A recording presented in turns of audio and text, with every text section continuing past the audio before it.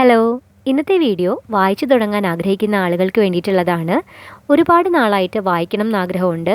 എന്നാൽ പണ്ട് വായിക്കുമായിരുന്നു, ഇപ്പോൾ വായിക്കാൻ സമയമില്ല. അങ്ങനെയൊക്കെ പറഞ്ഞ് പല എക്സ്ക്യൂസുകളും കണ്ടെത്തി വായിക്കുക എന്ന് പറയുന്ന കാര്യം നമ്മൾ മാറ്റി വെച്ച് മുന്നോട്ട് പോവുകയാണെന്നുണ്ടെങ്കിൽ അത്തരക്കാർക്ക് വേണ്ടിയിട്ടുള്ളതാണ് ഇന്നത്തെ വീഡിയോ. എങ്ങനെയാണ് വായനയെ നമ്മുടെ ജീവിതത്തിൻ്റെ ഭാഗമാക്കി മാറ്റേണ്ടത്, അല്ലെങ്കിൽ എങ്ങനെയാണ് വായന എന്ന് പറയുന്ന നല്ല ശീലം നമ്മുടെ ജീവിതത്തിലേക്ക് കൊണ്ടുവരേണ്ടത്, അതിനുള്ള ചില ടിപ്സാണ് ഇന്ന് ഷെയർ ചെയ്യുന്നത്.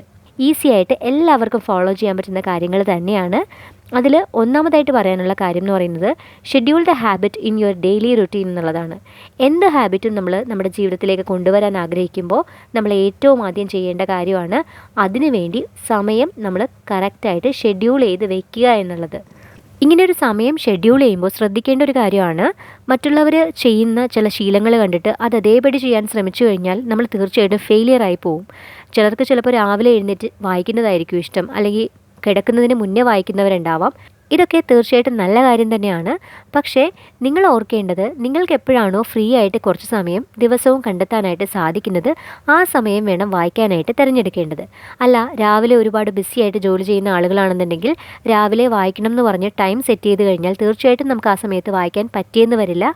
ഒരു ദിവസം അത് നമുക്ക് സ്കിപ്പായി പോയി കഴിഞ്ഞാൽ തീർച്ചയായിട്ടും നെക്സ്റ്റ് ഡേയും അത് സ്കിപ്പ് ചെയ്യാനുള്ളൊരു ടെൻഡൻസി നമുക്ക് ഉണ്ടാവും. അതുകൊണ്ട് തന്നെ അങ്ങനെ ഒരിക്കലും ചെയ്യരുത്. നിങ്ങൾക്ക് ഫ്രീ ആണെന്ന് തോന്നുന്ന സമയം തീർച്ചയായിട്ടും സെറ്റ് ചെയ്ത് വയ്ക്കുക. ആ ഒരു സമയം 10 മിനിറ്റ് ആവാം, 20 മിനിറ്റ് ആവാം, അല്ലെങ്കിൽ ഒരു അരമണിക്കൂറാവാം. എപ്പോഴാണോ എങ്ങനെയാണോ നിങ്ങൾക്ക് സമയം കിട്ടുന്നത് അതിനനുസരിച്ച് ഒരു ടൈം സെറ്റ് ചെയ്യുക.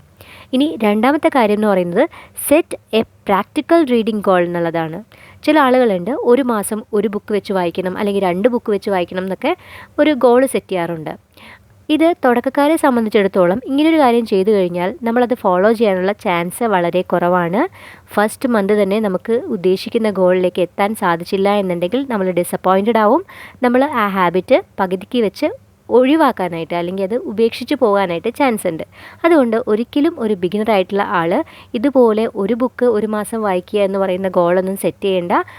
ഏറ്റവും കുറഞ്ഞത് ഒരു ദിവസം ഇത്ര പേജ് വായിക്കും, അല്ലെങ്കിൽ ഒരു 5 പേജോ, അല്ലെങ്കിൽ ഒരു 10 പേജോ, അല്ലെങ്കിൽ ഒരു 2-3 പേജോ എങ്കിലും വായിക്കും എന്നുള്ള രീതിയിൽ ഒരു ചെറിയ ഗോൾ സെറ്റ് ചെയ്യുക.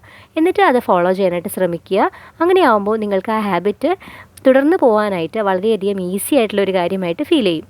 ഇനി അടുത്തൊരു കാര്യമാണ് keep A book near your bed എന്നുള്ളത്. എന്ത് ശീലമായിരുന്നാലും അത് തുടങ്ങാൻ വേണ്ട ഒരു സാഹചര്യം നമ്മുടെ അടുത്തുണ്ട് എന്നുണ്ടെങ്കിൽ നമുക്കത് ഈസി ആയിട്ട് ചെയ്യാൻ സാധിക്കും. അതുകൊണ്ട് തന്നെയാണ് ഒരു ബുക്ക് നമ്മുടെ ബെഡിനടുത്ത് ഉണ്ട് എന്നുണ്ടെങ്കിൽ അത് കാണുമ്പോഴെങ്കിലും ചിലപ്പോഴെങ്കിലും നമുക്കത് എടുത്ത് വായിക്കാനായിട്ട് തോന്നും. അത് തീർച്ചയായിട്ടും ഒരു ഇൻസ്പിറേഷൻ ആയിരിക്കും വായിക്കാനായിട്ട് നമുക്ക്. അപ്പോൾ ഒരു ബുക്ക് എപ്പോഴും നമ്മുടെ ബെഡിനടുത്തായിട്ട് വെക്കുക. വെറുതെ നമ്മൾ റിലാക്സ് ചെയ്തിരിക്കുന്ന ഏതെങ്കിലും ഒരു സമയത്ത് തീർച്ചയായിട്ടും നമ്മളതെടുത്ത് വായിച്ചു നോക്കാൻ ചാൻസ് ഉണ്ട്. ഇനി അടുത്തൊരു കാര്യമാണ് റീഡ് വാട്ട് എക്സൈറ്റ്സ് യു എന്നുള്ളത്. എന്തെങ്കിലുമൊക്കെ ആരെങ്കിലുമൊക്കെ പറയുന്ന ബുക്ക് തിരഞ്ഞെടുത്ത് വായിക്കുന്നതിനേക്കാളും ഏറ്റവും പ്രധാനപ്പെട്ട കാര്യമാണ് ഏത് ടൈപ്പ് ബുക്കാണോ നിങ്ങൾക്ക് ഇഷ്ടമുള്ളത് ആ ഒരു ജോണർ തിരഞ്ഞെടുത്തിട്ട് അത് വായിച്ചു തുടങ്ങുക എന്നുള്ളത്. ചില ആളുകൾക്ക് സെൽഫ് ഹെൽപ്പ് ബുക്സ് ആയിരിക്കും ഇഷ്ടം, അല്ലെങ്കിൽ ചിലർക്ക് ഫിക്ഷൻ ആയിരിക്കും ഇഷ്ടം. അപ്പോൾ എന്താണോ നിങ്ങൾ പ്രിഫർ ചെയ്യുന്നത്, അല്ലെങ്കിൽ ഏതെങ്കിലും ഒരു പെർട്ടിക്കുലർ ഓഥറിനെ ഇഷ്ടമുണ്ടെന്നുണ്ടെങ്കിൽ ആ ഒരു ഓഥറിൽ നിന്ന് സ്റ്റാർട്ട് ചെയ്യുക. അല്ലെങ്കിൽ ഈസി ആയിട്ട് വായിക്കാൻ കഴിയുന്ന ബുക്സൊക്കെ ഏതൊക്കെയാണെന്ന് നോക്കിയിട്ട് ഈസി ആയിട്ടുള്ള ഒരു ബുക്ക് പിക്ക് ചെയ്തിട്ട് വായിച്ചു തുടങ്ങുക. ഇനി അടുത്ത കാര്യം എന്ന് പറയുന്നത് ഓഡിയോ ബുക്സോ കിൻഡിലോ ഒക്കെ ട്രൈ ചെയ്യുക എന്നുള്ളതാണ്. ഇതൊരു മസ്റ്റായിട്ടുള്ള കാര്യമൊന്നുമല്ല, പക്ഷേ വായിക്കാൻ സമയമില്ല എന്ന് പറയുന്ന ആളുകൾക്ക് തീർച്ചയായിട്ടും ട്രൈ ചെയ്യാൻ പറ്റുന്ന കാര്യമാണ് ഓഡിയോ ബുക്സ്. ഈ ഓഡിയോ ബുക്സിൻ്റെ പ്രത്യേകത എന്ന് പറയുന്നത് നമ്മൾ വേറെ എന്ത് കാര്യം ചെയ്തുകൊണ്ടിരിക്കുമ്പോഴും നമുക്കൊരു ബുക്ക് കേൾക്കാം എന്നുള്ളതാണ്. ട്രാവൽ ചെയ്യുമ്പോഴോ, അല്ലെങ്കിൽ വീട്ടിൽ നമ്മൾ എന്തെങ്കിലും ജോലി ചെയ്തുകൊണ്ടിരിക്കുമ്പോഴോ അതിൻ്റെ ഇടയ്ക്ക് നമുക്കിങ്ങനെ ബുക്ക് കേൾക്കാവുന്നതാണ്. തീർച്ചയായിട്ടും വായനയ്ക്ക് വേണ്ടി സമയമില്ല എന്ന് പറയുന്ന ആളുകൾക്ക് ആ ഒരു പരാതി പരിഹരിക്കാനായിട്ട് ഏറ്റവും നന്നായിട്ട് ഉപയോഗിക്കാൻ പറ്റുന്നൊരു മാർഗ്ഗം തന്നെയാണ് ഓഡിയോ ബുക്സ്. ഇതുപോലെ തന്നെ കിൻഡിൽ നമുക്ക് യൂസ് ചെയ്യാം. ബുക്സ് വാങ്ങിച്ച് വായിക്കണം എന്ന് ആഗ്രഹമുണ്ട്, പക്ഷേ അതിനൊക്കെ ഒരുപാട് പ്രൈസാണ് എന്നുള്ള രീതിയിൽ ഫീൽ ചെയ്യുന്നുണ്ടെന്നുണ്ടെങ്കിൽ കിൻഡിലിൽ ഒരു തവണ നമ്മൾ ഇൻവെസ്റ്റ് ചെയ്ത് കഴിഞ്ഞാൽ തീർച്ചയായിട്ടും നമുക്ക് ഒരുപാട് ബുക്സ് നേരിട്ട് ബുക്ക് വാങ്ങിക്കുന്നതിനേക്കാളും കുറച്ചുകൂടി ലാഭത്തിൽ വായിക്കാനായിട്ട് സാധിക്കും. ഇനി ഇതൊന്നും അല്ലെങ്കിലും യൂട്യൂബിൽ നമുക്ക് ഓഡിയോ ബുക്സിൻ്റെ ചാനൽസൊക്കെ ഉണ്ട്. ഫ്രീ ആയിട്ട് കുറച്ച് പോപ്പുലർ ആയിട്ടുള്ള ബുക്സൊക്കെ ആയിരിക്കും ഉള്ളത്. എന്നിരുന്നാലും നിങ്ങൾക്ക് ട്രൈ ചെയ്ത് നോക്കാവുന്നതാണ്. അത്തരം ചാനൽസിലൂടെ ഇഷ്ടമുള്ള ബുക്സൊക്കെ കേൾക്കാൻ സാധിക്കും. ഇനി അടുത്തത് ഏതെങ്കിലും ഒരു റീഡിംഗ് കമ്മ്യൂണിറ്റിയുടെ ഭാഗമാകുക എന്നുള്ള കാര്യമാണ്. അതായത് വായിക്കാൻ ഇഷ്ടമുള്ള കുറച്ച് ആളുകൾ നമുക്ക് ചുറ്റുമുണ്ട് എന്നുണ്ടെങ്കിൽ ഓട്ടോമാറ്റിക്കായിട്ട് നമ്മൾ ഇൻസ്പയർഡ് ആയിട്ട് വായിക്കാനുള്ള ചാൻസ് ഉണ്ട്. അതുതന്നെയാണ് ഇങ്ങനെയൊരു കമ്മ്യൂണിറ്റിയുടെ ഭാഗമാകുക എന്ന് പറയുമ്പോൾ ഉദ്ദേശിക്കുന്നത്. നമുക്ക് കുറച്ച് ഫ്രണ്ട്സ് ഉണ്ടായിരുന്നാലും മതി. വായിക്കാൻ ഇഷ്ടമുള്ള കുറച്ച് ഫ്രണ്ട്സിൻ്റെ കൂടെ നമ്മൾ സമയം ചിലവഴിക്കുകയാണെന്നുണ്ടെങ്കിൽ അവർ തീർച്ചയായിട്ടും നമ്മളെ സ്വാധീനിക്കാനിടയുണ്ട്. അതുപോലെ തന്നെയാണ് ഓൺലൈൻ കമ്മ്യൂണിറ്റീസ് ഉണ്ട്, റീഡിംഗ് കമ്മ്യൂണിറ്റീസ് ഉണ്ട്. ഇതിലൊക്കെ ഭാഗമാകുന്നതിലൂടെ നമുക്ക് വായനയോടുള്ളൊരു താല്പര്യം വർദ്ധിച്ചു വരാനായിട്ട് ഹെൽപ്ഫുള്ളായിരിക്കും. ഗുഡ് റീഡ്സ് പോലുള്ള കമ്മ്യൂണിറ്റീസ് നടത്തുന്ന റീഡിംഗ് ചാലഞ്ചസ് ഒക്കെ ഉണ്ടാവും. അങ്ങനെയുള്ള ചാലഞ്ചസിലൊക്കെ പാർട്ടിസിപ്പേറ്റ് ചെയ്യാം. നമുക്ക് തീർച്ചയായിട്ടും ഒരു മോട്ടിവേഷൻ ആയിരിക്കും വീണ്ടും വീണ്ടും വായിക്കാനായിട്ട്, കൂടുതൽ വായിക്കാനായിട്ട്, കൂടുതൽ ബുക്സിനെ കുറിച്ച് അറിയാനും ഇത് ഹെൽപ്ഫുള്ളാണ്.